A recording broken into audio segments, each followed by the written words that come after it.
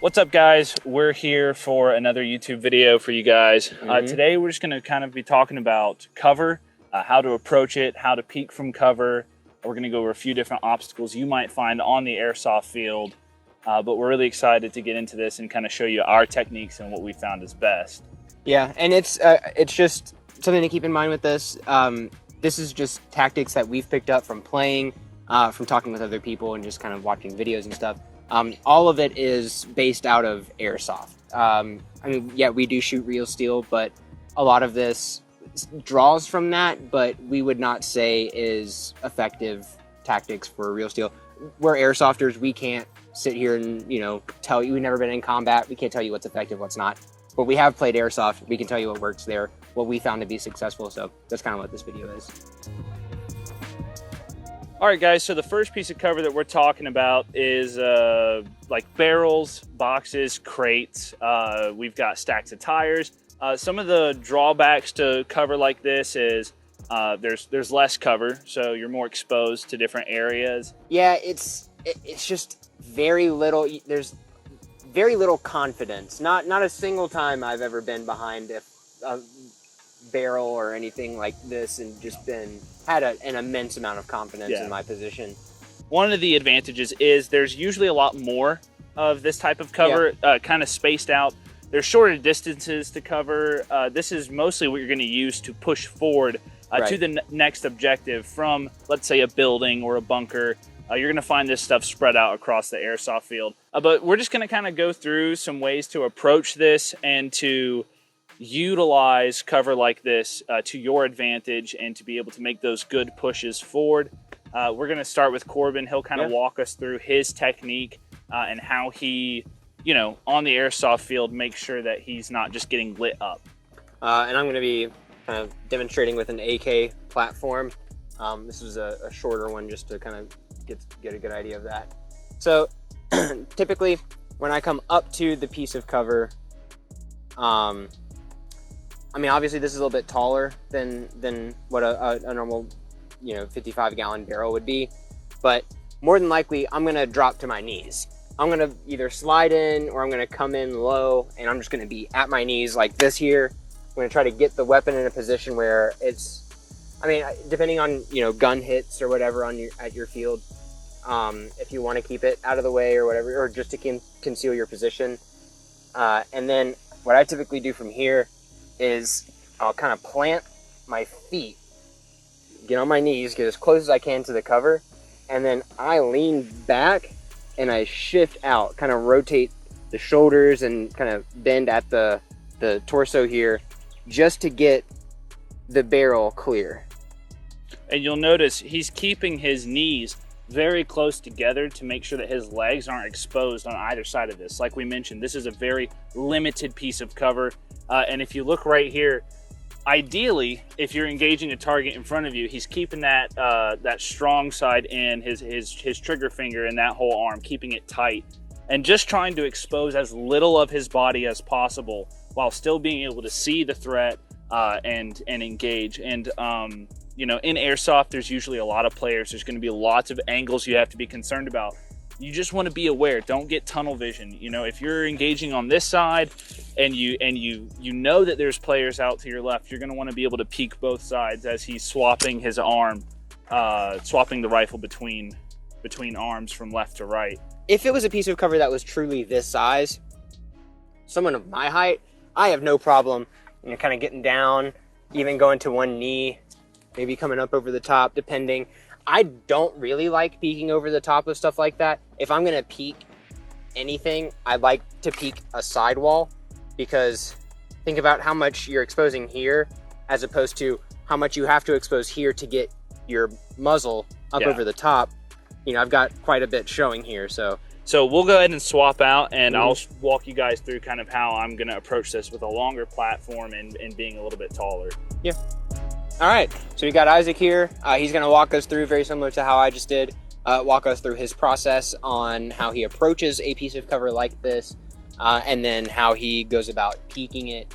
He does it pretty differently than I do, but yeah, I'll kind of let him walk through that.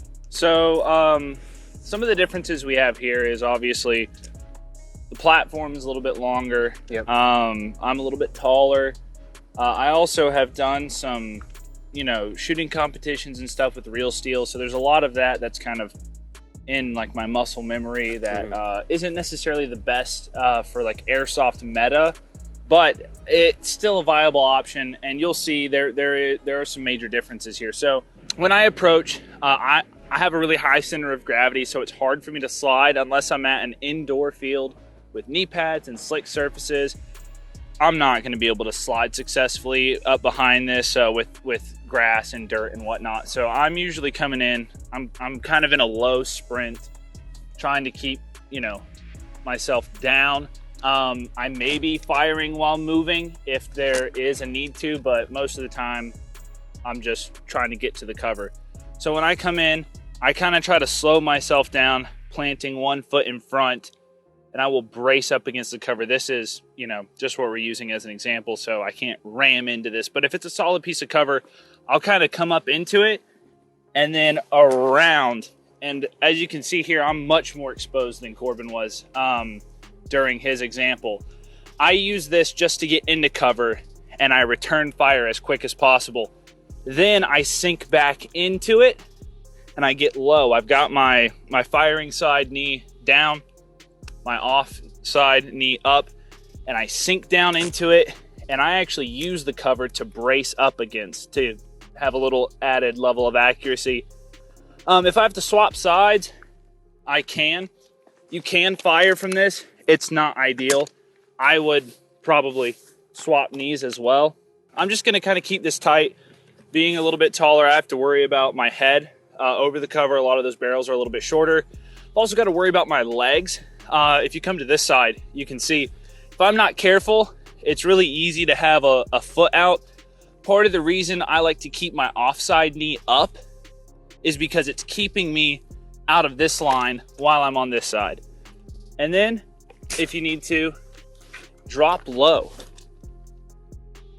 alternate height. That way, kind of throw them off, make it harder for them to guess where you're going to be at. Mm-hmm.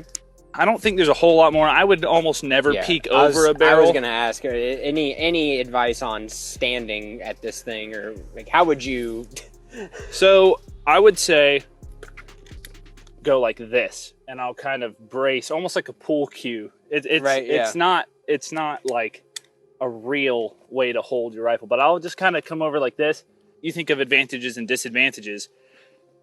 The disadvantage is it's easier for me to get hit. The advantage is I can see more. So you just kind of have to weigh those benefits and drawbacks and see what's going to work best for you. I would say if you're going to use barrels, if you're going to use tire stacks, stuff like that, don't stay still. You get to that cover, you do what you need to do, and you push forward. I mean, it's for advancing. I would not sit behind something for too long because you're going to draw a lot of attention. All right, well, we'll move on to the next piece of cover. Yeah. Absolutely. All right, guys, so the next piece of cover we're going to talk about is the wall, whether that is a full wall or a half wall. We have these blocks here to kind of simulate, what it would be like if you were walking up to the edge of a wall that breaks into a half wall.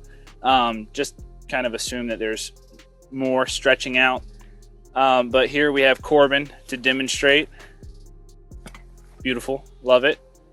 Some of the setbacks of it being a proper wall and not a small piece of cover is one, it's usually at a building or a bunker, which are typically highly contested areas.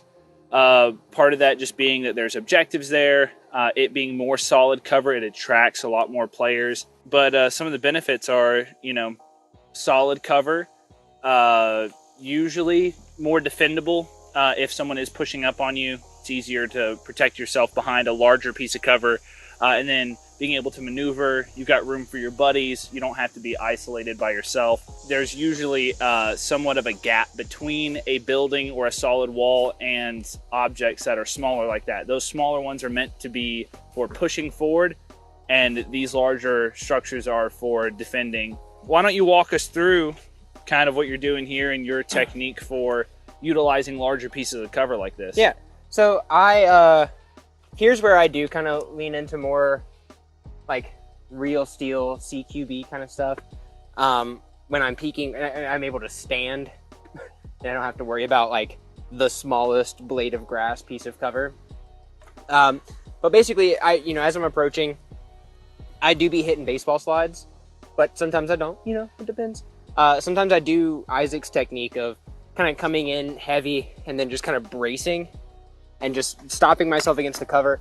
I usually won't brace against the cover and peek this way. I do typically even here tend to come back away from the cover and just very gradually peek out, just exposing as very little of myself as I can while still, getting my muzzle clear. And the way I'm doing that, if you come around, is squaring up and then shifting the hips a little to the left and leaning the top half of my body out to the right.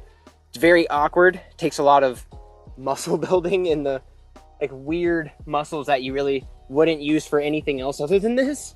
I mostly need to make sure that my top half isn't being, overly exposed. Now, if I'm right here, say this, goes all the way up and I'm standing. If I'm right here, I'm not gonna, have this out and be peeking like that, because then if they can't shoot me, they can get another angle on my leg.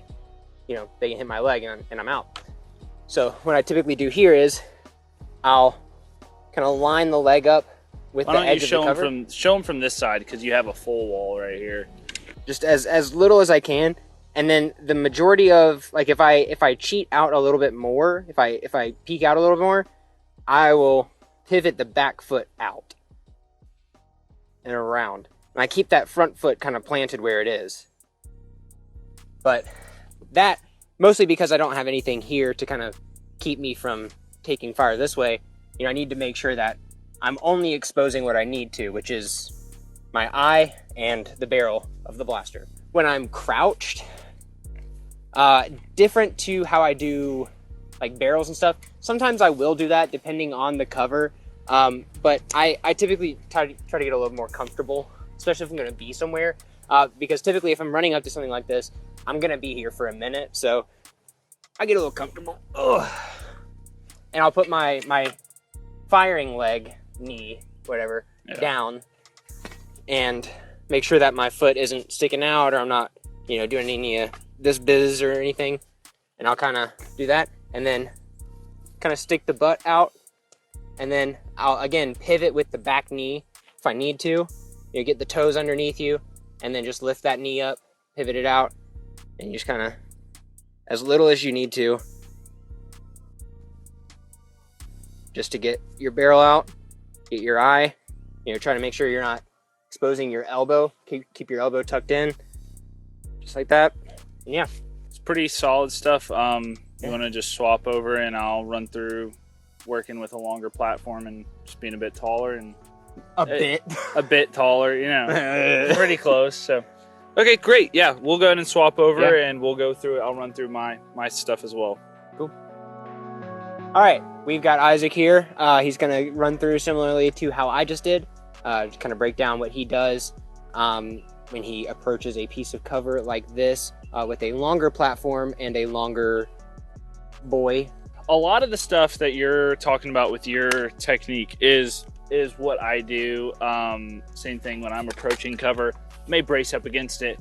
One thing to keep in mind, if this wall is exposed, I would say if this is a wall just out in the open, right? There's no roof, nothing. This is just a wall. Right. Yeah, I'm going to keep doing that same thing where I'm planting myself behind my cover. Right. And then I am leaning around and firing. I like to, again, brace, if I can, against the wall here. You got to be conscious of your elbow, right. But most of the time you're in a strong position here, right? You're set up, you're comfortable. There's people having to push you. This is a much more defensive position. If there is a ceiling, if you're in a room, one of the things that I love doing is to actually be back further, right? So, and even honestly in this scenario, I'm not going to crawl up in here because it's going to sound like a nightmare on audio, but I would, even if this piece of cover was here, I would probably not use this. I would probably drop back into the bushes using shadows and leaves and stuff as concealment, and actually try to fire past this, because part of my strategy, especially running longer platforms, if I'm running a support role, sniping, or even maybe with an LMG, if they can't see me, that's perfect. Better, that's much better. I can provide all of my cover fire from a concealed position. If you're taking fire and you're scanning, the first thing you're going to look at is, oh, there's a big piece of cover right there. Might be someone there. So if they can't see my silhouette on this wall, that's great. I can be further off. It doesn't even have to be that far, but a lot of the time in a scenario like this, I'm going to drop back into the bushes and actually fire from behind the cover. But if I'm on this wall and it is an exposed wall, it's not a building or anything, yeah, it's going to be a lot of those same tactics where you're just kind of planted and you're leaning out and you're peeking. A big thing for me is swapping sides, like, you know, so if I'm firing from here and I start getting shot at, I dropped the microphone again. We fixed it. We had to tape the mic. Anyways, like I was saying, I'm just gonna swap angles. So if I'm firing from this side right here and I start getting shot at, I'm going to swap to, I'm gonna drop down, and then I'm gonna peek out here, because I don't want them to see me transitioning from side to side. I want to keep myself hidden as well as possible. And when I do have space to work like this, sometimes I will spread my leg way out there, and lean like this. Counterweight. Fire. Yeah. So just trying to keep yourself balanced. It's going to take a while to build up those muscles if you're not doing this regularly. All right, so we're that's about all we had to kind of say. There's other, you know, this is mostly the pieces of cover you're going to find on the airsoft field. There's other things that could be out there. You know, airsoft field owners are creative individuals, and they'll put any kind of stuff out there. I've seen fake tanks and whatnot. So, you know, just a lot of this is things to keep in mind. Good practices, things to practice, get that muscle memory in. So when you approach a piece of cover, you don't even have to think about it. Your body just instinctually knows what to do. That's just kind of how we've operated for a little bit here. So I hope this helped. Just wanted to give you guys an idea of our thought process, and maybe it can help you. And yeah, if you have any questions, or if you have any, you know, tips or techniques that you like to employ on the field that you found success with, leave it in the comments below. Let us know. We love hearing from you either way. Yeah. Comment it below. I mean, if you guys want to help support the channel, if you like the content, you can subscribe. If you like the video, it'll push more of our videos into your feed. If you want to help support the channel and help us grow, you can leave a comment, like Corbin was saying, any sort of feedback or just tips and tricks for other airsofters. And then also, if you share the video, that'll be great for us. We have an Instagram. You can follow us there at port_city_airsoft. We do a weekly podcast as well as 2 videos a month, kind of covering some training stuff, tutorials on how to fix equipment, budget loadouts, and stuff of the like. But yeah, we post regularly, and we are watching out for DMs on our Instagram, and we're always looking at comments on our YouTube. So we appreciate you guys watching, and we hope that you'll join us on the next video. Yeah. Should probably, go that way. Yeah. Let's just